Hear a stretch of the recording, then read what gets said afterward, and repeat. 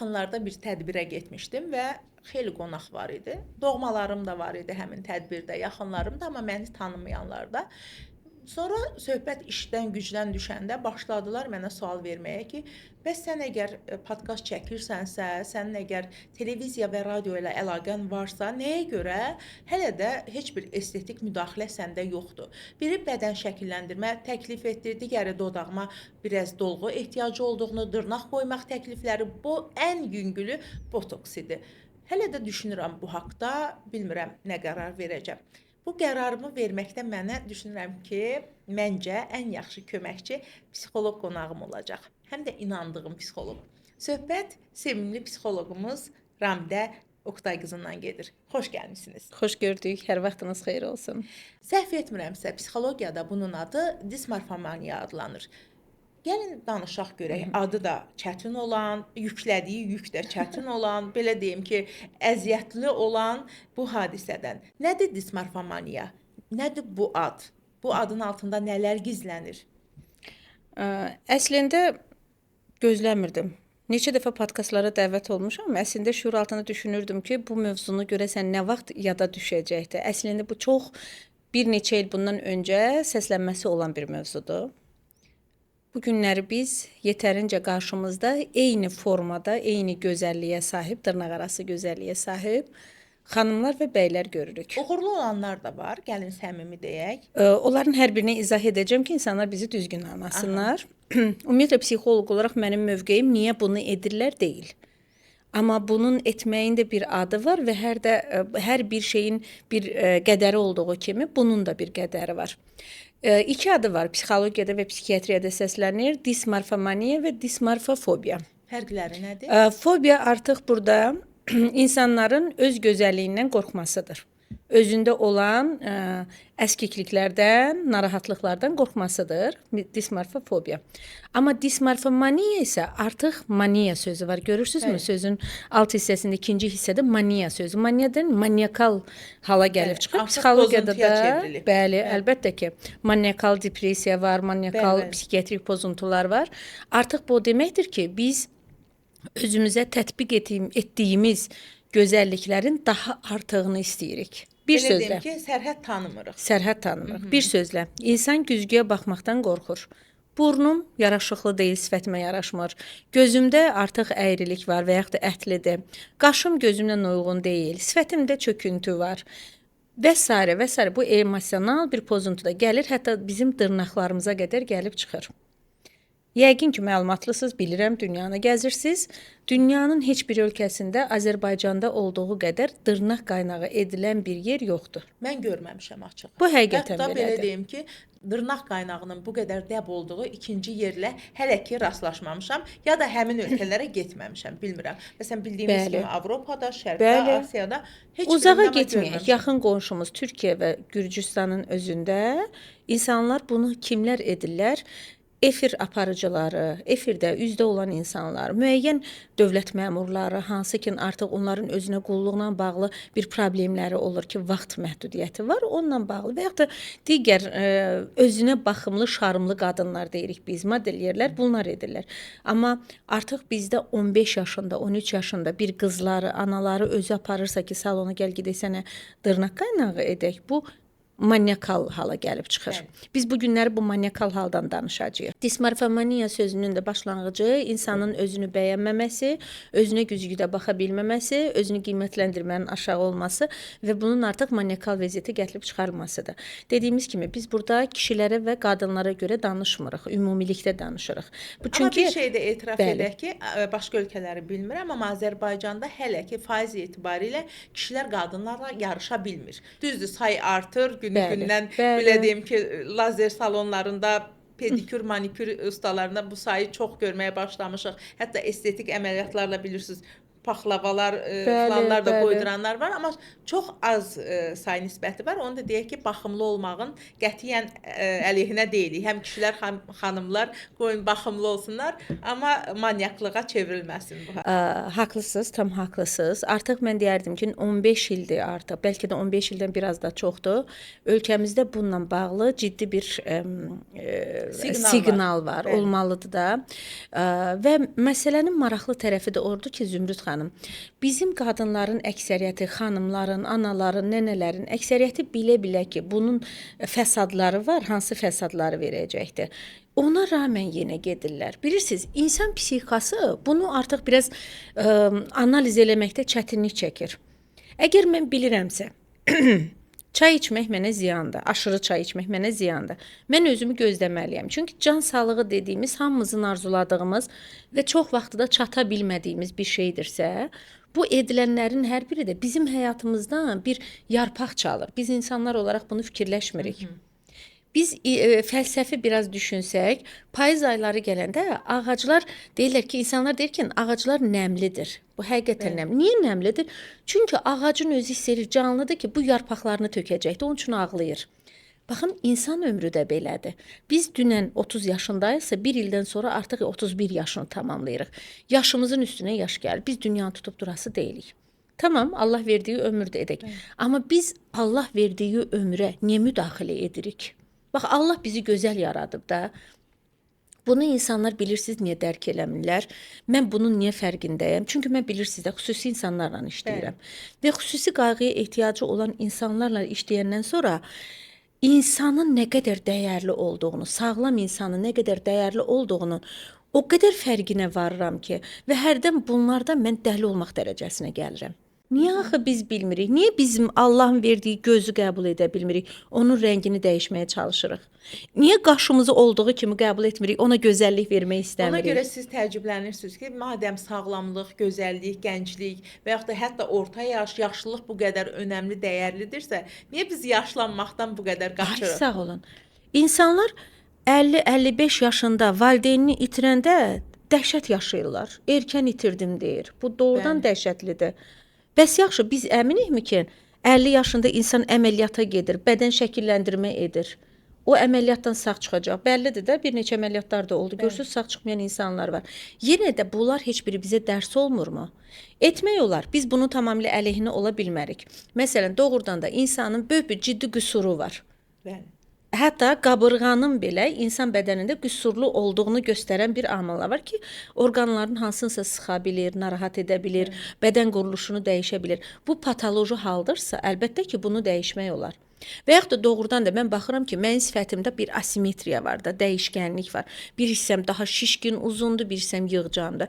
İnsan bunu masaj elədir, hansısa bir prosedurlar elədir, sadə prosedurlar öhdəsindən gələ bilmir. Məcbur da əməliyyata Biz getsin. bunun əleyhinə deyilik. Sadəcə olaraq həddindən çıxmağı, həddini keçməyi bizi narahat edir. Bilirsiniz, çox insanlar bu günləri psixologiyanı və psixoloqları düzgün cəmiyyətə təqdim etmirlər. Amma mən qeyd etmək istəyirəm ki, psixoloqun mövqeyi səlis, rəvan və bir tərəfli olmalıdır. Yəni psixoloq bu yaxşıdır, bu pisdir deməməlidir. Psixoloq düzgün münasibət bildirməlidir. Düşünürəm ki, buradan insanlar məni düzgün anlayırlar. Çünki bunların hər birinin psixologiya bir elmdir. Psixologiya bir elm olaraq ruhdur. İnsan ruhundan danışır. Ruh nə zaman zədələnir? Ora müdaxilələr olunanda. Onlar travma olanda, ora hansısa bir təcavüz olunanda. Bu təcavüzləri də insanlara izah etməliyik, bizlər izah etməliyik. Görürsüz, mən burada demirəm ki, sırf qadınlar bunu edir, kişilər də bunu edir. Bu bir. Cavan yaşlı, gənc yaşlı insanlar etmir, yaşlılar da edir. Yaxşı, indi gəlin buna baxaq. Niyə edirlər? Və ən böyük problem buradadır və sual budur. Hə, maraqlıdır. Açıq deyəcəm. Deyin.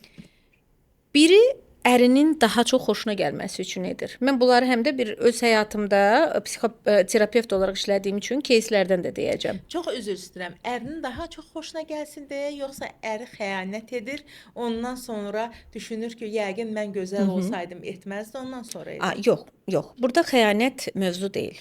Mən birinci izah etmək istəyirəm ki, xəyanət bir xarakterdir. Qadında və kişidə yaranır, hər ikisində var. Əlbəttə. Təkcə kişilər xəyanət edir anlayışı yoxdur. Xəyanət dediyimiz kimi bir xarakterdir. Əgər bir insan öz xarakterinə sahib deyilsə, öz məninə, özünün fərqində deyilsə, artıq biz orada ona başqa bir ad deyə bilmərik. Hamı xəyanətkar deyil. 100%. Bütün kişilər də xəyanət etmir, xəyanətkar deyillər. Bu anlayış da var. Gəlin onda bunun ilk dönəminə baxaq. Hər bir problemin uşaqlığa dayanan, yetkinliyə dayanan və həyat şəraitinə dayanan bir tərəfi var. Psixologiya da bunu deyir bizə. İnsan dünyaya çirkin olaraq dünyaya gələ bilər. Bu bizim Allah Taala'nın bizə verdiyi seçimdir. Bizim seçimimiz deyil bu. Bəli. Düzdürmü? Bu seçimlərlə biz qəbullanırıq və yaşayırıq. Dediyimiz, belə deyim, alışdığımız üz quruluşu, gözəllik kimi qəbul olunan, məsələn, proporsiyalar səndə olmaya bilər. Bəli. Belə deyim ki, burnun, dodağın, gözün ala Əlbəttə, olmaya bilər, əlbəttə. gözəl olmaya bilər və s. Bilirsiniz mən niyə bunu çirkin deyirəm? Çünki bizim Azərbaycan lüğətində çirkin, gözəl Var bu sözlər. anlayışlar var. Bəli. Biz insanları da böləndə, bölgələrə böləndə çirkin insanlar var, gözəl insanlar var. Gözəl dediyiniz kimi bütün ornamentlərin hamısı qaydasında olanlar, olmayanlar da var. Bəzi insanlar özləri deyir ki, mən çirkinəm. Və bir insan ki, davamlı şəkildə güzgüyə baxıb mən çirkinəm deyirsə, deməli bunun bir özgüvəninə baxmaq lazımdır, özün qiymətləndirməsinə baxmaq lazımdır. Bu birinci anlam. İkinci anlam, hər bir ailədə çirkin və gözəl uşaq var. Biz bunu eşidirik uşaqlıqdan da. Valideynlərimiz deyir, "Olsa sən çirkinsən." Baxın bu o qədər də faciəvi sözdə deyil, amma yaxşı sözdə deyil, fikirdə deyil də. Əslində uşağa mən elə gəlir ki, deyilsə bu Deyilməməlidir. faciəvi sözə çevrilir. Niyə deyirəm? Həm də bəziləri deyir ki, psixoloqlar hər şeyi faciəyə çevirir. Yox, faciəyə çevirmirik. Sadəcə olaraq insanın şuur altında yaranan problem nədən sonra faciəyə çevrilir. Hətta siz bilirsiniz, özünüz də bilirsiniz ki, bəzi insanlar var ki, bəlli bir yaşdan sonra elə gedir intihar eləyir. O səbəbləri araşdıranda nə görürük? O qədər ki, bu sən çirkinsən, sən bacarmırsan, sən uğursuzsan, sən doğulandan sonra ailəmizdə belə oldu, sən doğulandan sonra bu oldu, sən olmasaydın belə anlayışlar gətirir artıq bir insan psixikasının doyumluq həddinə çıxardır və insan orada Çox bezir. üzr istəyirəm. Madəm ki, söhbətimiz ora gəldi, bu yaxınlarda bir evə qonaq getmişdim. Uşaqlar eşidə dedi ki, mən işə gedəndə böyük qızımı çağırıram ki, gəl qapını sən aç. Aman balaca bacın açmasın. Birinin ayağı düşür, digərinin yox. Mən baxdım ki, uşaqlar artıq reaksiya vermədilər bu hekayəyə. Çünki bu öyrəşiblər, hadisəyə. alışqandırlar. Nə qədər deyilibsə. Bu psixoloqlar onu faciə adlandırsa da, adlandırmasa da faciədir. O balaca uşaq bundan sonra özünün hansı uğuruna inansın? Əlbəttə. Hansı müsbətə inansın? Və yaxud da ki, aqressiyasını necə ört-basdır eləsin? Eynən. Depolanmış şuur altına yerləşən inamsızlıq, özgüvənsizlik, belə deyim, Əlbəttə. düşərsizlik. Bununla Əlbəttə. necə mübarizə aparsın? Nə olar? Uşaqlarınıza qarşı diqqətli olun, qəddar olmayın. Bu qəddarlıqdır. Və sözləri deyərkən, hərəkətləri edərkən biz doğrudan onu analiz etməyə bacarmalıyıq. Ona görə deyirlər ki, valideyn olmaq bir uşağın dünyaya gəlməsi deyil. İnsanın özünün o valideynlik hüququna sahib olmasıdır. Əgər insan o valideynlik hüququna sahib olsa, bu kimi nüanslara da çox diqqət yetirəcəkdir. İnşallah ki, belə bir dönəm gələcək ki, valideyn olmaq üçün mütləq psixoloji rəydən keçəcək qadınlar və Artıq kişilər. zamanı çoxdan gəlib çatıb, Çoxdan amma niyəsə gəlib, hələ biz gecikirik. Hər şeydə olduğu kimi biz Mənə elə gəlir gecikirik. ki, dünya da bu baxımdan xeyli, bütün dünya ölkələrdə geridə qalır. Çünki görürük ki, bəzən evladlığa veriləndə falan Avropada və başqa ölkələrdə olsun, bizdən daha faciəli durumlar var. Bəli. Yenə də qayıdaq öz söhbətimizə. Və bu ilk yanaşmalarımız hardan gəlir? İnsanlara deyilən sözlər və insanların özünü artıq görə bilməməsi, qəbullana bilməməsi. Dediyimiz kimi, gözün yaxşı deyil, qaşın yaxşı deyil, dodağın belə olsaydı, qulağın belə olsaydı və bunlar bir müddətdən sonra kütləvi hala keçir. Nə zaman kütləvi hala keçir? Bir qız deyək, bir oğlan deyək, artıq gəlir yeniyetməlik yaşına. Yeniyetməlik yaşında da bu öz bədənini sevir, özünün mən obrazı formalaşır. Mən obrazı formalaşanda bizim saçımızdan tutmuş, bütün ayaq dırnağımızın ucuna qədər hər bir şeyə biz diqqət yetiririk o detallara, o incəliklərə. 13-14 yaşlarda. Yeniyetməlik dövründə, bəli. Məsələ biz bu dövrdə də görürük ki, bizə müraciət edənlərin də əksəriyyətində görürük ki, insan niyə gətirir? Deyir ki, qızım deyir ki, saçım yaraşmır mənə. Mən ümumiyyətlə yaraşıqlı deyiləm. Mən sənin uşağın deyiləm. Deyəsən siz məni götürmüsünüz. Çünki o başlayır atasından, anasından özünü müqayisə eləməyə. Mən anama bənzəsəydim, anam gözəldir, amma mən gözəl deyiləm. Atamın gözləri daha gözəldir, amma mənim gözlərim gözəl deyil. Müqayisələr etməyə başlayır və o müqayisədə nəticə çıxarda bilmir. Onda da belə bir fikir formalaşır beynində ki, Deyəsən mən bunların uşağı deyiləm. Bunlar məni Həm də götürüblər. Ramidə xanım, Başqasının fizioloji uşağıyam. dəyişimlər baş verir deyə 13-14 yaş Eynən, uşaqların biraz da belə eynən. deyim ki, məsələn biraz da Fizioloji dəyişən dövrüdür, dəyişən əlbəttə. dövrüdür, çox gözəl görünməyən dövrüdür və başlayır əgər evdə də ona gözəl deyilsən kimi sözlər deyilibsə, o aqressiyaya Daha çox çevrilməyə özünü başlayır. Həm də burada bir yanlış deyilən sözlər var. Sən hələ uşaqsan, dərs oxuyan vaxtındır. Sənin bəzək gəzən vaxtın deyil. Bizdə sanki güzgü qabağına keçib saç daramaq, özünə baxmaq, qaşını düzəltmək, belə deyim, sifətinlə oynamaq, əlinə, qoluna baxmaq sanki vaxt itkisidir. Valideynlər elə başa düşür ki, çox rastımıza gəlir bu. Sanki qızı güzgünün qabağında 5 dəqiqə dayanırsa, o akademik səviyyəsindən aşağı düşəcəkdir. Biz daha çox fokuslanırıq hara? Təhsilə. Sən təhsilli olmalısan. Amma təhsilli olduğu qədər də bu insan bədənini tanımalıdır. Xoşbəxt olmalıdır heç olmasa. Bədəninlə, Bəli. gözəlliyinlə, yaraşığından, saçınla, gülüşünlə, dodaqlarının incəliyi əllərinin formasından o xoşbəxt olmağı bacarmalıdır. Çox təəssüf ki, biz bu dövrü qaçırdırıq. Bu dövrü qaçırdıqdan sonra da insanlar bir müddət o güzgüdən uzaqlaşır. Güzgüyə nə üçün baxırlar? Ancaq işə gedəndə, dərsə gedəndə saçını düzəltmək üçün. Bəs Ramidə xanım, 13-14 yaşında qızına, oğluna qüsurlarını da deməsək, bunu necə edək ki, qüsurlarını deyək, səhvlərini izah edək, amma bu həm də onun şəxsiyyət kimi formalaşmağına, travmaya çevrilməyinə mane olmasın, mane olsun daha doğrusu. İnsan qüsurlu deyil. Allah Taala insanı qüsurlu dünyaya gətirmir. Orada Fizioloji izah edəcəm. qüsurdan danışmıram. Bəli, Ramidə elə xanım. zehni Məsələn, qüsurda. Elədiyi, tutaqlım ki, getdiyi qonaqlıqda səhv oturuşunu ona necə başa salar və yaxud da ki, artıq çəki almağa meyllidir, Bəli. genetik bir belə bir meyli Bəli. var. Məsələn, istəmirəm ki, evladlarımda da bu yaransın. Onu necə başa salasan ki, yemək mədəniyyətinə daha çox diqqət Anladım. et. Biz bunu qüsur kimi yox, yaranmış hansısa bir problem kimi incələyə bilərik. Aha, uşağımıza bu cür Əlbəttə. deyə bilərik. Yəni qüsur dediyim kimi Allah Taala insanı qüsurlu dünyaya gətirməyibdi. Hətta biz görürsüz bu günləri fiziki məhdudiyyətli insanlara belə qüsur sözü aradan qaldırılıbdı artıq elmi olaraq ki, deyilməz. Çünki biz onları olduğu kimi qəbullanmalıyıq. Amma insanın hansısa bir özündən asılı olan bir səbəbi varsa, bir problemi varsa, bir səhvə gedirsə, əlbəttə ki, biz onu doğru yerdə və doğru zamanlarda deməyimiz lazımdır. Doğan Cücəloğlunu hamı tanıyır. Çox gözəl bir psixoloqdur. Bir gün buna bir valideyn övladını aparır. Deyir ki, hocam, mən nə qədər istədimsə, övladımın gözəlliyini buna hər gün ifadə eləyəm deyəm, amma o bəlli bir yaşa qədər bunları qəbul etdi. Bəlli bir yaşdan sonra öz seçimlərinə başladı. Deyir, nə kimi? Yəni mənə izah edin. Deyir, çox körpə yaşında mən buna dedim ki, sən çox ağıllısan, sən çox gözəlsən, sənin bədənin çox qəşəngdir, sənin çox yaxşı əllərin var, gözün, sənin zehnin çox gözəldir. Deyir, yaxşı, nə baş verdi sonda? Deyir, bu günləri aşırı özgüvənli, heç kimə güvənməyən, egosentrizmi yüksəlmiş və öz gözəlliyinə aşiq olan bir yeniyetmə var qarşımda. Deyir, bax o zaman sən səhv etdin. Çünki sənin aşırı dərəcədə ona yüklədiyin yüklər onda bir məsuliyyətlə bərabər egosunu yüksəltdi. Sanki o düşündü ki, bunlar olduğu kimi məndə var. Çünki biz valideynlərimizi özümüz üçün ilahi bilirik də. Valideynlərin dediyi qanun olur da. Bir müddətdən sonra onun qarşısını ala bilmirik artıq.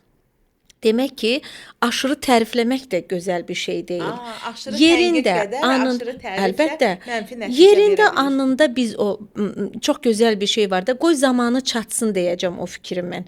Biz orada yaşa baxmalıyıq ki, bu uşağın hansı yaşındadır? Mən buna bu günləri Dostoyevskini danışsam, Dostoyevskinin Cinayət və Cəza əsərini danışsam, bu alacaqmı, algılayacaqmı? Yox, algılamayacaq axı. Məsələn, mən özüm Səfirlər əsərini 7-ci sinifdə oxumuş adamam. O zaman mənim anam o kitabı oğurlayıb gizlədib alırdı bizdən. İcazə vermirdi, tənqid elirdi. Amma mən cəhd elirdim o kitabı oxuyam. Oxudum, bitirdim də, böyük bir səhifəlik kitabdır. Amma universitetin 4-cü kursunda məndə bir ehtiyac yarandı, təzədən o əsəri oxumaq. Mən o əsəri oxuyandan sonra uşaqlıqda, o yetməlik dövründə oxuduğum əsərlə heç müqayisə olunmurdu. Çünki heç Çünki bilirsiniz niyə? Çünki orada mənim yaşım onun o cinsel tərəfinə daha çox, oradakı o insanın şəhvət hissinin, ehtiras hissinin oyanmasına yüksəlir. Çünki mənim beynimin hormonları da həmin vaxt ona sövq edirdi.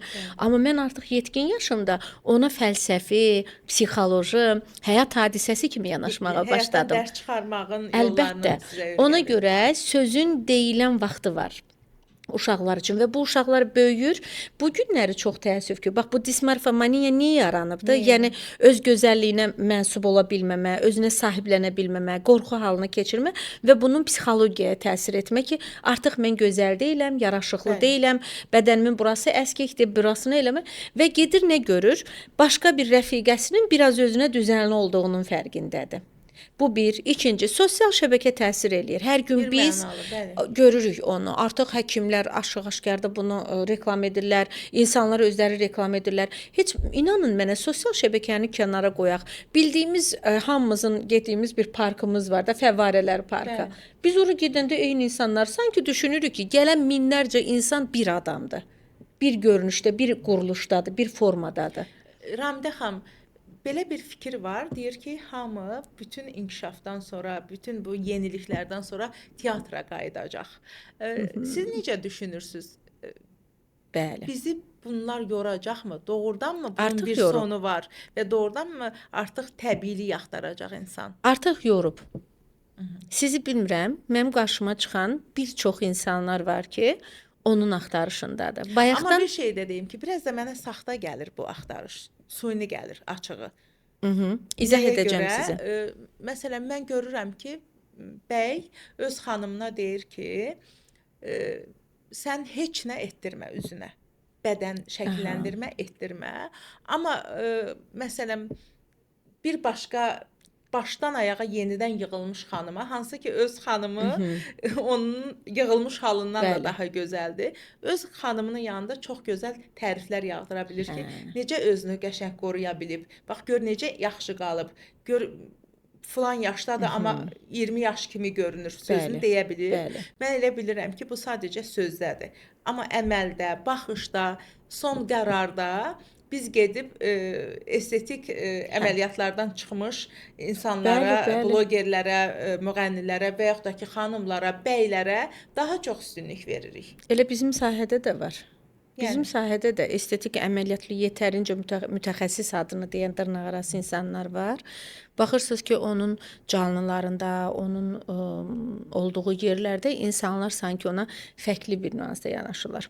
İzah edim necədir? Əgər bir insanda 5-dən artıq əməliyyat prosesi istəklə artmağa başlayırsa, bu dismorfomaniyadır. Bəli. İnsan yolda gedərkən qəza keçirir, ayağı sınır, ombada problem yaranır və axsamaq məcburiyyətində qalır. 2-3 dəfə əməliyyat olunur, süni ora nələrsə yerləşdirir, gel yerləşdirirlər ki, insan tam öz yerişini, müvazinətini toparlasın. Bəli. Bu təbii ki, problem deyil. Bəli. Dediyimiz bayaqları Şüurlu sifətdə seçim olan deyil bir çünki şeylə olan və yaxud da çiynimizdə hansısa bir əməliyyat ehtiyac varsa, bu günləri çox doğru şəkildə qəbul etdiyimiz, məsələn, sinə əməliyyatına, sinə gərmə əməliyyatlarında böyük süd vəzinin olması necə insanlarda problem yaradır. O kiçilirsə, o problem deyil. Biz Hətta problemin ən çox olduğu tərəfdən yaranan, danışmırıq. Çox üzr istəyirəm, ən çox yayılan, məsələn, burun əməliyyatıdır ki, bəlkə də ölkəmizdə Bəli, bəli. bilirsiniz ki, 3 xanımdan birində bu var. Artıq bu qədər artıbdı.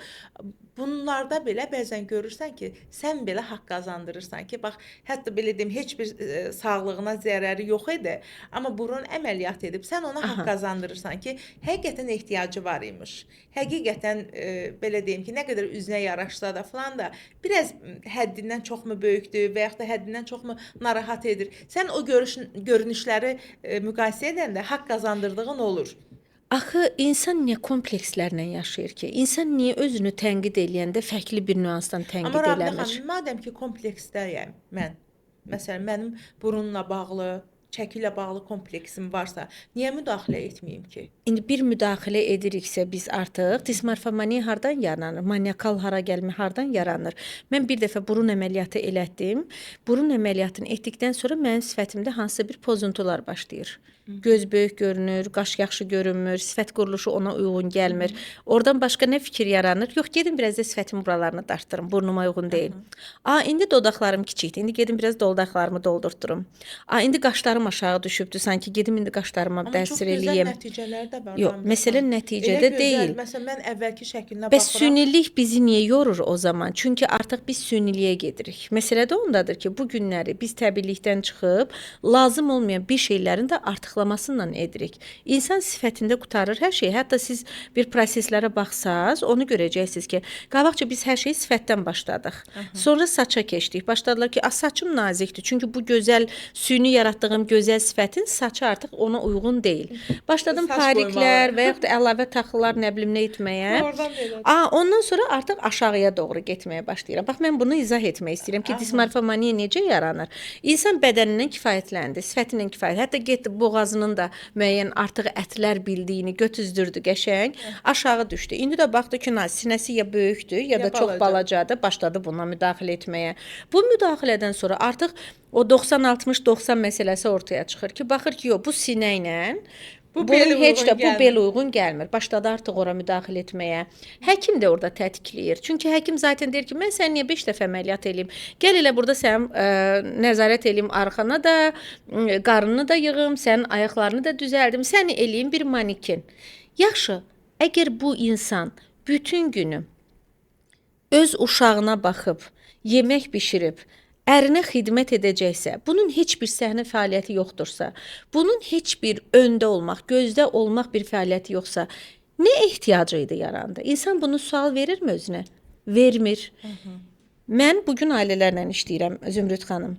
Siz deyirsiniz, kişilər başqasına baxır, öz yoldaşına, amma inanın Mən mənə, demirəm ki, hamısı baxanlar da var. belədir, Təbii var ki, yəni. təbii ki. Bu bütün dövrlərdə olub. Biz nə hətta qədər istəsək də bunu onu da deyim yığışdıra ki, bilməyəcəyik. Mən xanımları da bu baxımdan ittiham edirəm. Məsələn ki, bir də baxırsan ki, xanım deyir ki, yox, gəl sən də 10.000 addım at, sən də arıqla, sən də kökəlmisən. Mən ittiham edirəm bəzən bunun üstündə belə söz-söhbət edirəm ki, sən gör Ərvin yaşı neçədir, o gündə 10.000 addım atmalıdırmı? Sağlamlığına imkan verirmi o? İmtina etməyi onun xeyrinədirmi? Bəlkə 10.000 addım atacaq, onun dizində, bədəndə problemlər yaranacaq, ürək problemi Bəli. olacaq. Heç bir həkim konsultasiyasından keçmir bəy. Xanım deyir ki, mən rəfiqələrimlə gedirəm, onların əri də çox fit görünür. Bəli, Sən də elə gör. bəli. Yəni bu təkcə Ay, sağ olun. bəylərə aid deyil. Bəli, bəli, eynən dediyiniz kimi. Məsələnin mahiyyəti ondadır ki, biz bu günləri öz düşüncələrimizin sahibi deyil də, deyilənlərin sahibiyik, göstərişlərin elədir, sahibiyik. Nə qədər ki göstərişlərin sahibi olacaq, o zaman bizim xoşbəxt ailəmiz də olmayacaq. İnsanların xoşbəxt görünüşü də Heç olmayacaqdır. özümüz də xoşbəxt olmayacağıq. Bir dəfə əməliyyat keçirən insanın psixologiyası 6-8 aya bərpa olunur. Çünki əməliyyat heç də asan bir əməliyyat deyil. Orada ölüm risklərinin olması çox üstünlük təşkil edir. İnsanın qayıdıb özünü bərpa etmə prosesi, orqanizmi bərpa etmə prosesi var. Bunlar özünü toparlaya bilməyəndə bir insanın bədən şəkilləndirmədə 12 saat əməliyyatda qalması o insanın psixikasının çökdüyünü görmüş oluruq. Və bu günlər bizim insanlar niyə aqressivdilər? Əməliyyatlara görə. Bütün günü özlərinə fokuslandığına görə. Bizim özümüzdən başqa da işimiz var. Biz təkcə özümüzlə oynamalı deyilik. Özünə baxım, özünü gedib o vəziyyətlərə qoymaq deyil. Və insan bir müddətdən sonra özü də özündən bezir. Ramidə xanım, biraz öncə bir söz dediniz ki, əgər sən səhnəyə çıxmayacaqsansa, niyə bu əməliyyatları edirsən?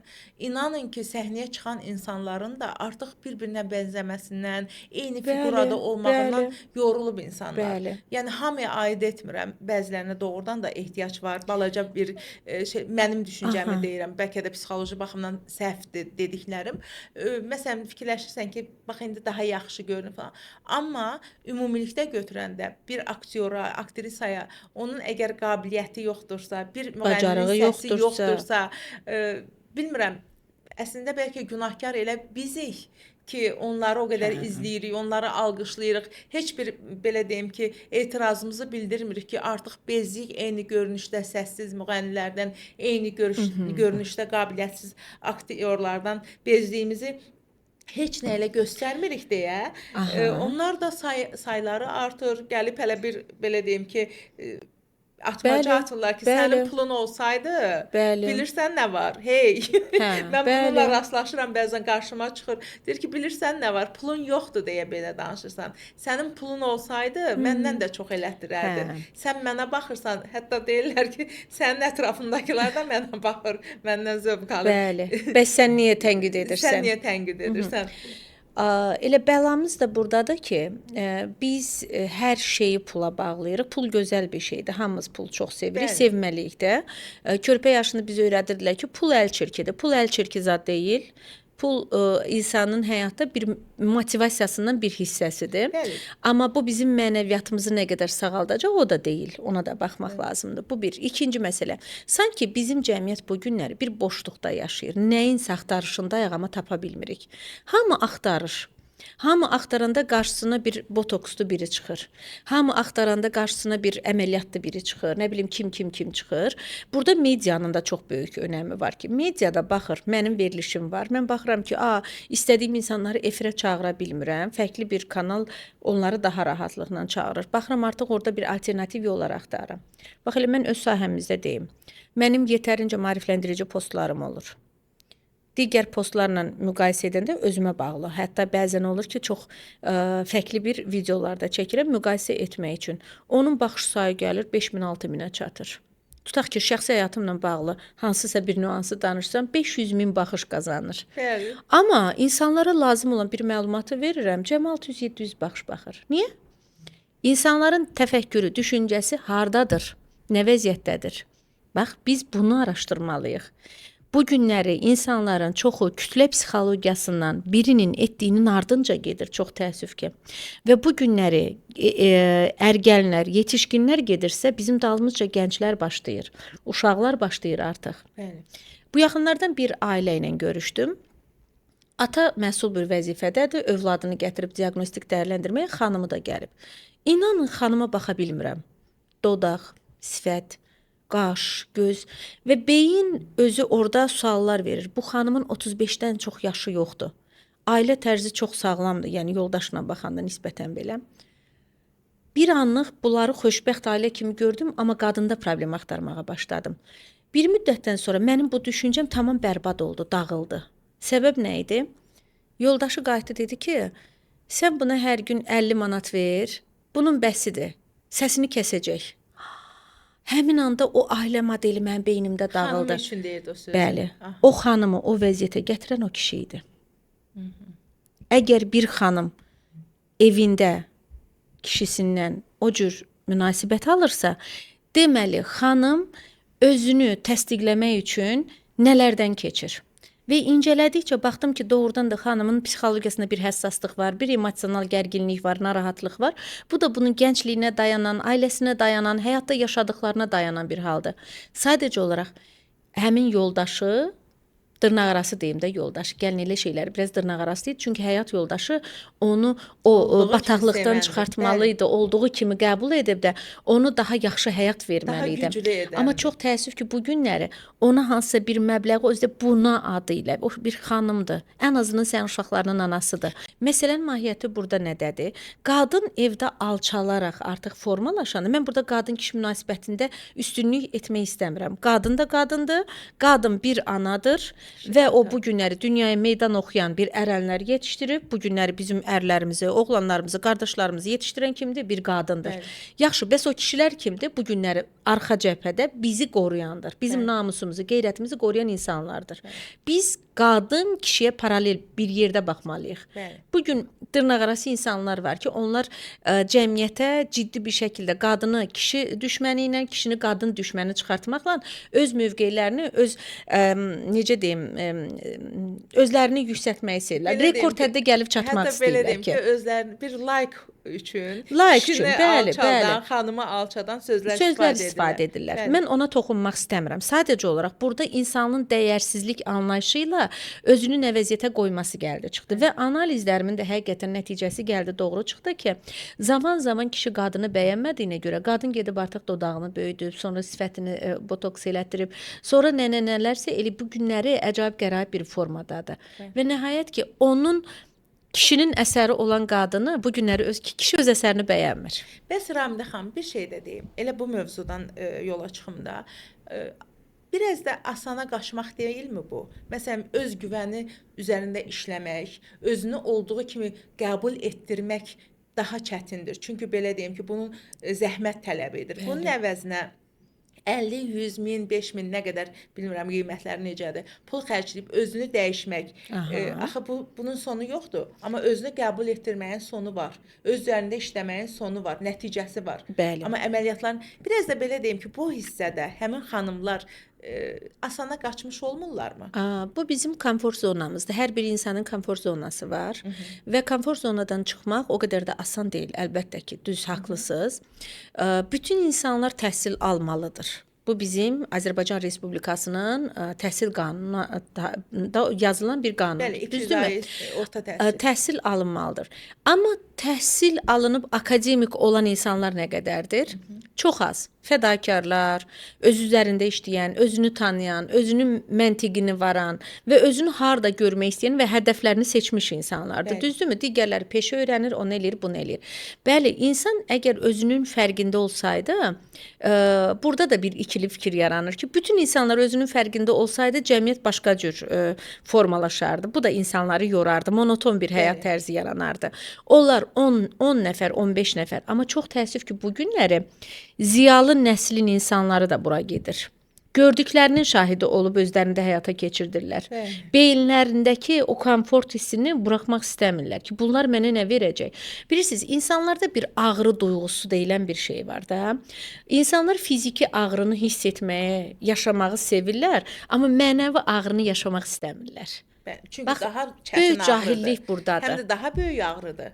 İncidən ağrıdır. Bu çox incidir insan. O səni orada düşündürür. O səni getdiyin yolda bir dayan, dur deməyi öyrədir. Gözləməyi öyrədir. Fikirləşməyi, empati qurmağı öyrədir. Bu proseslərin sonunda nələr baş verəcək onu öyrədir. Yaxşı, bu günləri mənim 35 yaşım var. Bütün getdim əməliyyatları elətdim. Niyə? Rəfiqəm Zümrüd hamısını eləyib gözəl yaraşır. Mənə də öz həkimini məsləhət bilir. O həkimin də bir qəlbi var. Ancaq bütün qadınlar o qəlbin içinə salır. Məni də ondan elədi, çıxartdı. Bəs yaxşı, mən 50 yaşında, bəli, 50 yaşında necə nənə olacam? Hansı Zümrüd nənə olacam? Mənim nəvəm məni təbii öz gözəlliyimlə, öz uyğunluğundan olduğu kimi mənim şəklimlə mi məni əzizləyəcək? Yox, Bəs bizim 50 bu zaman yaşında dəyərlərimiz itməyəcəkmi? Ramidə xanım, nə ki dəyər itəcək? Bunun da mən şahid olmuşam, yəqin siz də. 50 yaşında mən nəvəmə deyəcəm ki, mənə nənə demə. Bəli, artıq bu prosesdə başlayır. Bəli, mən bunun şahid Adımı olmuşam. de, xanım de və yaxud da necəsə adımı de. Düşünün ki, artıq nənə kultu belə zəifləməyə başlayıb. Deyir ki, mənə nənə demə və belə başladı. Əvvəl yadıma gəlir ki, xala sözü bizi incitməyə başlayırdı. Bəli. Xala, bibi, xala deyirdilər, demək olmaz, ayıbdır. Hansı ki, xaladan gözə bir insan əgər mənə Xala xala olmaq üçün nə deyirsə, qədər arzuları var. yəni xala deyirsə, mən çox sevinərəm ki, məni xala gözündə görə bilir. Bəli. Amma məsələn, insanlar tanıyıram ki, xala sözü onun xoşuna gəlmir. Bu onu qoca. İndi nənə sözü başlayıb bizi narahat etməyə. Baxın, Düzdür. bu estetik, belə deyim, manyaklığın sonu nənə sözündən imtinaya qədər gəlib çıxıb. Bəs mən ora gəlmək istəyirəm də bu dismorfomaniya təkcə bizim xarici görünüşümüzdə özünü göstərmir. Bizim milli, mənəvi dəyərlərimizi zədələyir. Bəli. Mental dəyərlərimiz var. Hər ölkənin mental dəyəri var. Biz nə qədər istəsək də Azərbaycan mental dəyərindən kənara çıxmamalıyıq. Xeyli çıxmışıq Bizim öz o dəyərlərimiz yerində. var. Bunu da edirlər. Bunu da edirlər çünki baxın bu günləri sosial şəbəkələrdə izlədiyimiz Azərbaycanla bağlı fikirlərdə Azərbaycana gedərsə necə qonaqpərvərdilər, necə gülər üzdülər, necə sakit həyat yaşayırlar. Sizcə bütün ölkələr istəyirmi biz sakit həyat yaşayaq? Xeyr, bizim də istəyirlər digər ölkələr ki, axşamlar küçələrə heç kim çıxa bilməsin, azad ola bilməsin, rahat hərəkət edə bilməyək, dost tanışımızın evinə getməyək. Artıq biz o qohumlaşma, bayramlaşma ənənələrimiz görürsünüzmü necə aradan qalxır? Bəli. Yaxşı, indi bizim milli mənəvi dəyər dediyimiz insanların soy köküdür. Bizim o etnomuzdur. Bizim etnomuzu dağıtmağa başlayıblar. Yaxşı, bu etnomuzu dağıdanda bəs mən də fikirləşməliyəm, mənim sonram necə olacaqdı? Biz bu gündən bunu deyilik. Bununla bizim mətbəximizin səviyyəsi aşağı düşür. Bununla bizim özümüzün şəxsi dəyərlərimiz aşağı düşür, insani keyfiyyətlərimiz aşağı düşür. Özündə xarici görünüşündə sünilik yaradan insanlar artıq daxili xarakterində də onu yaradırlar. Görünüş olaraq kukluya bənzətmiş özünü bir xanım. Sonra yemək bişirməyi də özünə ayıb bilir, yaraşdırmır. Şəxsən mən onların bişirdiyi yeməyi qəbul edə bilmərəm. Bu qədər dırnaqlarla o necə yemək bişirir? İnanın səmimiyyətimə, doğrudan deyirəm. Mənim üçün o çox böyük bir sualdır. Hər dəfə gördükcə mən o insanın özünə qulluğunu belə fikirləşirəm ki, bu özünə necə qulluq edir? Bu gecə necə rahat yata bilir? Bu necə yemək bişirə bilir? Bax, bunlar çox önəmli bir İnan ki, məsələlərdir. dırnaq artıq belə deyim ki, məni narahat etmir. Çünki dırnağa qədər o qədər şeylər var ki, məsələn, Bəli. bu kirpiklərlə insan necə yata bilir? Buraya dəyən kirpiklərlə ömür boyu o kirpiklər orada qalırmı? Məndə suallar yaranır. Bu saç necə daranır? Yəni, Çoxdur yəni. suallar. Bu o deməkdir ki, insan narahat həyat yaşamağa başlayır. Narahat həyat yaşayan insanın heç vaxt psixikası sağlam ola bilməz. Aqressivləşir. Burada artıq gedir, təkcə aqressiya deyil. Aqressiya olsa nə var idi ki? Aqressiyanı sakitləşdirmək çox rahatdır. Aha. Bizim ruhumuz çökməyə başlayır. Bizim mənəviyyatımız, bizim özümüzə baxışımız, bizim digərinin empati hissimiz qurmağımız artıq Zəifləyir. aşağı düşməyə başlayır, zəifləməyə başlayır. Bizim digər insana dinləmə qabiliyyətimiz aşağı düşür. Bunu Aha. heç yerdən yox, sosial şəbəkələrdən də görürük. Qabaqca bir dəqiqəlik video necə sevgi ilə izləyirdik. Sonra 30 saniyə oldu, 15 saniyə. İndi müəyyən 10 saniyəlik videolar belə bizi bezdirməyə 3 başlayıb. saatlıq filmlərə baxırdıq, film axşamları edirdik. Çünki İndi 5 hə, dəqiqə insan əvəzlənir. özünə müdaxilə etdirəndə 3-5 saniyədən çox güzgüyə də baxa bilmir. İstəyirsiniz bunu sınayın. Həmin o özünə aşırı dərəcədə Məcbur. əməliyyat elətdirmiş, botokslu, gözünü dəyişdirmiş, dodağını dolğu elətdirmiş xanımlar əksəriyyəti. Baxın görün, 5 dəqiqə, 5 saniyədən çox özünüzə güzgüdə baxa bilirsiniz, baxa Deyirəm bilməyəcəksiniz. də xanım, özü deyil deyə. Özü deyil deyə. Çünki o içəridə Bilir ki, başqa o bir deyil. Ramidəni görür. Onun içərisində uşaqlaşmış, uşaqlıq vaxtında olan, sabit, gözəl, özü olan uşaq yatır. O baxdığı O o uşaq deyil. onu qoymur baxmağa. Ay, çox İnsanlar bunun təəccübləndim. fərqində deyil. Heç ağlıma gəlməzdi ki, bir gün başdan ayağa yığılmış birinə ürəyi ağrısı ilə baxa bilərəm, o cür düşünə bilərəm. Məni incitdi bu fikir. Bəli. Bu bundan sonra bizi daha çox incidəcək. Bilirsiniz, bədəndə çürümələr başlayacaqdı. Neyronları kəsib tökürlər. Neyronlar insanı həyatda yaşadan bir proseslərdir. İnsan ölümü bu gün cavanlaşıb, xəstəliklər cavanlaşıb. Onkoloji xəstəliklər görürsünüzmü nə qədər Çoxalıb, artıq? bəli. Hamısı müdaxilələrin nəticəsindədir. Bəli, yeməyimizə müdaxilə, yaşam tərzimizə Hər müdaxilə. şey. İndi deyək torpaqdan bu ekologiya qədər belədir. Qopmağımız Bəli, və deyək estetik iqlim əməliyyatlar. dəyişib, tamam. Amma insanın özü niyə dəyişir? Sən niyə özünü dəyişməyə çalışırsan? Bax, sual verirəm. Bir xanım qarşımda oturub. Nəyə ehtiyac duydun ki, sən bu qədər əməliyyatları etdirdin? Bir dənə səbəb tapıb deyə bilmir bizə. Həqiqətən belə. Bu günlər təkcə ərli qadınlar deyil ki, botoks, bütün bədən şəkilləndirmə edən, başqasına xoş görünmək istəyəndir əksəriyyəti. Bəli. İndi təkcə gəlin qadınlara yüklənməyək də. Bəlamız odur ki, bu gün kişilərdə də o deformasiya gedir. Ramidə xanım, mən bir neçəsindən soruşmuşam. Hətta istəmişəm ki, deyəm ki, etdirmə.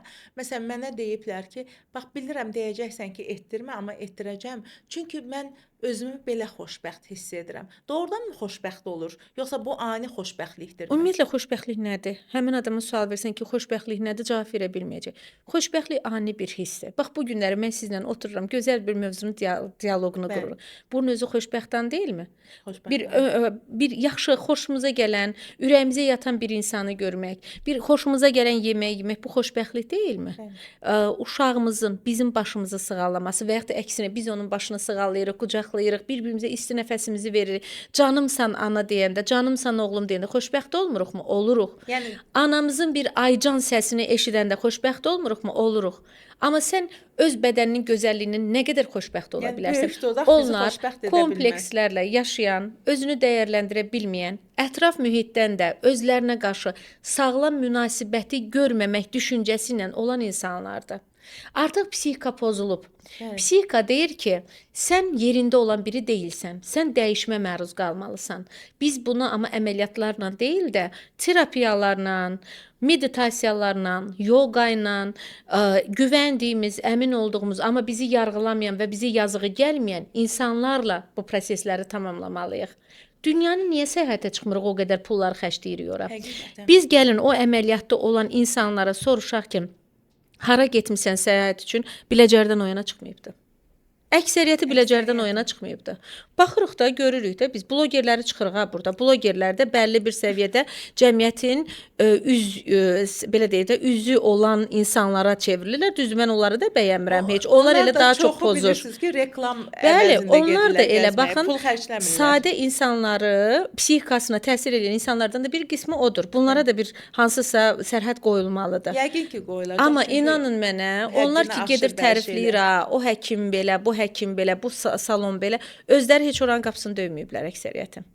Çünki görürük də insanları. Ramidə xanım, dediklərinizin əksəriyyəti ilə razıyam. Çox təəssüf ki, bu belədir. Mən də görürəm ki, təkcə burunla yekunlaşmır. Bunu dodaq davamını gətirir. Bəli. Sonra qaşın üstü, saçın, hətta indi artıq bütün əməliyyat edib üzü Bəli, yuxarı çəkənlər, bəli. hər bir şey var. Yenə də deyirəm ki, mən psixoloq deyiləm. Bunun manyaklıq olduğunu bilmirdim açığı. İlk dəfə Bəli. bu gün eşitmişəm. Bəs bunun müalicəsi varmı? Aha. Məsələn, artıq mən getmişəm, burun əməliyyatı etmişəm. Artıq anam narahatdır bundan. Məni sizin yanınıza gətirdi. Dedi ki, qızım burun əməliyyatını elətdirib, indi də dodaq dolğusu düşünür. Belə deyim, simptomlar başlayıb Bəli, artıq. Manyaklıq üzə çıxıb. Sizin Bəli. psixologiyada belə adlandırıldığına görə belə deyirəm. Necə müalicə olunacam? Bu günləri ən gözəl biz belə deyək, gözəl dövrdə yaşayırıq ki, 1000 dərd varsa 1001 dərmanı var. Bu doğrudan da belədir və psixologiyada da bunun erkən yaşlarında əgər biz ortaya çıxardırıqsa və yaxud da ailə tərəfindən, dost rəfiqəsi tərəfindən ortaya insanın özü tərəfindən bir sual verilirsə ki, niyə mən ehtiyac duyuram burundan sonra gedim dodağımı doldurdurum, sifətimi dartırım, gözümü dartırım? Bu sual onu narahat edirsə, mütləq bir mütəxəssisə müraciət etsin. Bu psixiatr ola bilər və psixoloq olmalıdır. Çünki burada bir terapiya növləri var. Terapiya həm dərman, medikamentoz müalicə ola bilər, həm də bizim özümüzə aid olan müdaxilələrimiz var. Gestalt terapiya var, CBT terapiya var ki, biz onlarla çox gözəl bir şəkildə onu işləyib önləyə bilirik. Burada nə ortaya qoyulur? İnsanda hansı problem varsa da o problemin yerini doldurmağa çalışırıq biz. O problemi köklü şəkildə həll edirik. Köklü şəkildə həll edəndən sonra insan özünün fərqində olur. Artıq o fikirdən daşınır. Və bu fikirdən daşınan insan əlbəttə ki, o əməliyyatı təkcə özü üçün deyil, digəri üçün də. Bizim burada işimiz qətiyyən kiminsə işinə mane olmaq deyil. Sadəcə olaraq aşırı olan bir şeylərin insan həyatında necə patologiyaya gəlib çıxdığını, necə maniakal bir vəziyyətə gəlib çıxdığını görə bilirik. Yəni biz Çünki belə deyim ki, bizim podkastın niyyəti kiməsə bunu etmə Demək deyil. Sadəcə olaraq etsən nə olar, etməsən nə etdiyin olar? şeyin səhv olduğunu sənə başa salmaq və qərarı yenə də sən verəcəksən ki, sən belə deyim ki, bundan sonra xoşbəxtliyi sənə əlavə olmuş hansısa bölgədə görəcəksən, yoxsa öz mənəviyyatında, ailəndə, dostlarında, sevdiklərində və sair və ilaxır. Ən çox da buradan gənc qızlara səslənmək istəyirəm. Heyfdir, o gözəlliyinizi süni bir yollara qurban verməyin. Çünki siz o qədər gözəlsiniz ki, mən doğrudan görürəm. Çox Gənclik gözəl özü gənclik gözəllikdir, var. bəli. O gəncliyinizi doya-doya yaşayın. Özünüzü olduğunuz kimi sevin. Özünüzü görmək istədiyiniz kimi görün. Başqasının gözündə mən necə görünürəm, yox. Özümü necə görürəm, necə sevirəm, o cür qəbullanın. İnsan özünü qəbullananda bu dünya gözəlləşir. Onunla həyatına baxışı dəyişir. Axı sizin hələ gələcəkdə qarşınıza o qədər gözəl işlər çıxacaqdır. Siz gözəl ailə sahibi ola bilərsiniz. Siz uşaq dünyaya gətirəcəksiniz. Siz ana olacaqsınız. Siz böyük bir qadın olacaqsınız. Elə ki, oğlanlarımıza da səslənirəm. Siz Faydalı ailə insan başçısı olacaqsınız. Cəmiyyətə fayda Bəli, verəcəksiniz. cəmiyyətin siması olacaqsınız. Bizim davamçılarımız olacaqsınız. Hər bir ölkənin gənci onun gələcəyidir. Biz də gələcəyimizi sağlam psixikada, sağlam ruhda görmək istəyirik. Məsələ də ondadır ki, sağlam psixikada olmayan insanların iqtisadi tərəfdən hansısa bir uğur qazanması alınmayacaqdır. Və yaxud da təhsildə uğur qazanmayacaqdır. Bir şey də belə de, söz var ya, başqasına, özünə xeyri olmayanın başqasına nə xeyri var sözü var. Yəni Özünü bəyənməyən, özü ilə bu qədər mübarizə aparan biri başqasını nə qədər bəyənə bilər? Başqasına empati duyğusu necə budur da. hörmət Biz edə bunları bilər? etdikcə o empati duyğularından uzaqlaşırıq. Özümüzü başqasının yerinə qoya bilməyəcəyik. Həm də Ramidə xanım təsiri də var. Məsələn, özü gedib əməliyyat edib, deyir ki, sən necə rahatsan? Bəli. Bəli. Mən sənin kimi olsam, indi çoxdan filan Hə, yerimi belə bəli, etmişdim. oy, sən hələ də burnunu kəstirməmisən. Sən hələ də Sən hələ də arıqlamamısan. arıq bədən şəkillə etdirməmisən. Bir manipulyasiya edici bir sözlərlə də təsir göstərirlər. bəli. Çünki qarşısındakının psixologiyasını bilir.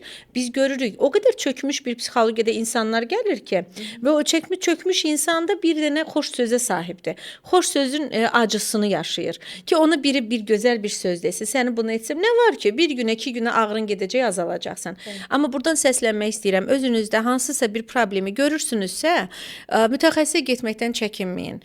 Mütəxəssis sizin məsləhətçiniz deyil. Bu bir, ikinci sizə doğruları deyəcək. Ananızın, atanızın demədiyi, rəfiqənizin demədiyi, dostunuzun sizə yazığı gəldiyi məsələlərdən deyil də, real olanlar nədir? Sizi bu günlər nə gözləyir? Siz sabah kim olacaqsınız? Necə biri olacaqsınız? Ona görə bunun əlbəttə ki, çarəsi var. Yenə də ora qayıdıb gəlirəm. Bu bir psixologiyada problemdir, psixiatriyada problemdir. Bunun adı dismorfomaniyadır. İstəyən insanlar bunu öyrənə bilər. Dismorfofobiya da bir izah verim nədir? Burada isə öz gözəlliyindən və özünün bənzərliyindən qorxma deməkdir. İnsan öz gözəlliyindən qorxur, gedir ona da əməliyyat elətdirir. Təsəvvür edirsiniz? Ki, çox gözələm, göz dəyər məsələn. Göz dəyərmi və yaxud da yox deyəsən mənim gözəlliyim belə aşırıdır. Çünki doğrudan da insanın müəyyən bir qəlbləri var da, o qəlblərdən kimləri şamil edirik biz bunu? Gözəl bədən quruluşu var. Heç bir ehtiyacı yoxdur arıqlamağa, kökəlməyə. Deyir arığım, gedim kökəlim. Sifətim arıqdır, gedim biraz bunu doldurturum. Qolumun bu hissəsi çox arıqdır, gedim bunu doldurturum. Bəli, elə insanlar da var. İnsanlar ki, doğrudan da məsələn, səhv etmirəmsə elə anoreksiya xəstəliyi Anoreksiyaya səbəb olan yaranır. Məsələn, arıqladıqca qane etmir. Daha arıq, daha arıq. Bəli, bir vaxtdan sonra da anoreksiyanın özü nədir? Psixoloji xəstəlikdir. Anoreksiyada insanlar var ki, yemək yeyir, amma kökələ bilmir artıq. Çünki o qədər psixoloji olaraq özünü çökürdür ki, və elə qruplarda var, bəzi qruplar var ki, insanları ora təhrik edirlər. Ora gələn insanların da psixikası emosional olaraq yumşaq, zəif olan insanlardır. Biz özümüzü tanımağı bacarmalıyıq. Mənim psixikam hansı vəziyyətdədir? Emosional, iradi gücüm mənim necədir? Mən nə qədər yox sözünə dayana bilirəm, olmaz sözünə dayana bilirəm? Mən özümə qadağa qoya bilirəmmi? Mənim özümün sərhədlərim, o qırmızı çizgi deyirik biz. Qırmızı çizgim varmı? Mən özümü nə qədər sevə bilirəm? Bax, bu da söhbətdir. Yəni, sualdır, böyük bir sualdır. Mən özümü nə qədər sevə bilirəm? Özünü sevməyən insanda fədakarlıq edir. Artıq bir müddətdən sonra uçurumda olduğunu görür. Aşırı dərəcədə sevən insanlar da egoistdir. Hər şey öz yerində, dadında gözəldir. Yəni, eqom var, mənim eqom var. Baxın, hərdən deyəndə deyirəm ki, ego mən deməkdir. Bu mənim özüməm. Yəni, mən özümü olduğum kimi qəbul edirəm. Özümün fərqindəyəm, kobudluğumla, köklüyümlə, heç bir əməliyyat, bu arada deyim, mənim heç bir əməliyyatım yoxdur. Mənim də yoxdur. 2 əməliyyatsız xanım, paxıllıqdan və heç kompleksim də yoxdur. Paxıllıqdan oturmuşuq bir dəqiqə, əməliyyatlı xanımları müzakirə edirik. Bizə bunu da yazacaqlar, ona görə öncədən dedim. Mənə hətta təklif gəlibdi ki, siz efirlərdə olan adamsınız və sizin biraz sifətinizə də, üzünüzə müəyyən toxunuşlar lazımdır. Demişəm, mən özümü olduğum kimi sevirəm və mənim baxıcılar, izləyicilərim məni bu cür sevib, bu cür qəbul ediblər. Ümid edirəm ki, məni də bax bu cür sevib, bu cür qəbul edirsiniz. Çünki dəyişmək fikrim yoxdur. Mən elə bir ailədə böyümüşəm ki, uşaq vaxtdan heç vaxt mənə çirkinsən sözü deyilməyib və uşaqlarıma da heç vaxt bu sözü deməyəcəm. İnşallah ki, qismət olsa nəvələrimi də olduğu kimi sevəcəm. Bugün dismorfomaniyadan danışırdıq əziz dostlar. Belə başa düşdüm ki, əgər qüsurum varsa, səhvim varsa, Ramidə xanım düzəldəcək. Dismorfomaniya uşaq vaxtından bizə deyilmiş çirkinsən sözü ilə başlayır, uğursuzsan sözü ilə başlayır. Sonra da isə sosial medianın, belə deyim ki, özünü sevməyən insanların bizə verdiyi, vurduğu təsirlə, bizi çəkdiyi yolla bizim həyatımıza müdaxilə etməyə başlayır. Biz özümüzü sevməyi buraxırıq və yeni bir insan yaratmaq eşqinə düşürük. Ətrafımızın bizi görmək istədiyi və sevmək istədiyi bir tipaj yaradırıq. Tipaj yaradırıq. Amma ən pis bu söhbətlərin içində mənə ən toxunan oldu ki, bu qədər əməliyyatlardan sonra, bu qədər başqasına çevrilmədən sonra biz sadəcə 3-5 saniyə dismorfomaniya xəstəliklərindən əziyyət çəkən insanlar, yəni başdan ayağa özünü yaradan insanlar, dodaq, göz, qaş, burun, bütün əməliyyatı edən insanlar sən demə güzgüdə özünə cəmi 3-5 saniyə baxa bilirlər. Çünki onların içindəki uşaq icazə vermir başqasına baxmağa, özünü axtarır. Bəli. Bax bu mənə çox təsir etdi. Bəli. Bunun müalicə yolu var. Siz əgər ətrafınızda sevdiyiniz insanda ilk addımları, simptomları görürsünüzsə, bizdə Azərbaycanda daha çox həddindən artıq uzun dırnaq və burunla başlayır, burun əməliyyatı ilə tez onu mütəxəssis yanına aparın ki, vaxtında müdaxilə etsin. Düzmü Haqlısınız. dedim bunları? Haqlısınız. Bayaqlar dediklərimi bir də təkrarlayıram. İnsan özü olmağı bacarmalıdır. İnsan özü olanda həm xoşbəxt olacaq, həm öz həm komfort zonasını biləcək, həm narahat olduğunu biləcək və özünü hansı yönümlə necə görmək istədiyinin fərqində olacaq və bunu da cəmiyyətə ötürə biləcəkdir. Bir şey unutmaq lazım deyil. İnsanlar görünüşünə görə qəbullanır, amma ağlına görə yola salınırlar. Bu çox önəmli bir məsələdir. Ağıl deyərkən burada həm dünya görüş, həm təhsil, həm bacarıq, həm bilik, həm də təbii ki, sizin o gözəlliyiniz və sadəliyiniz, səmimliyiniz göz önünə gəlir, çıxır. Özünüz olmağa çalışın, başqa heç nə. Çox əməliyyat, həddindən çox keçirdiyimiz əməliyyat bizi təkcə özünü sevməkdən imtina edən biri kimi göstərmir. Həm də psixologiyamızı zədələyirmiş. Belə bir fikir söylədi qonağımız ki, Ramidə xanım ki, hər əməliyyatdan sonra 6-8 ay psixologiyamız müalicə olunur, özünü bərpa edir. Özünüzə ziyan vurmayın, özünüzün psixologiyanızı zədələməyin. Çünki psixologiya bizim ruhumuzdur. Sizi öz ruhunuzla baş-başa qoysaq, hətta özünüz öz ruhunuzla baş-başa qalsanız, görəcəksiniz ki, siz çox gözəlsiniz. Yenidən görüşərik. Çox sağ olun Ramidə xanım gəldiyinizə görə. Mən təşəkkür edirəm bu cür mövzunu aktuallaşdırdığınıza görə.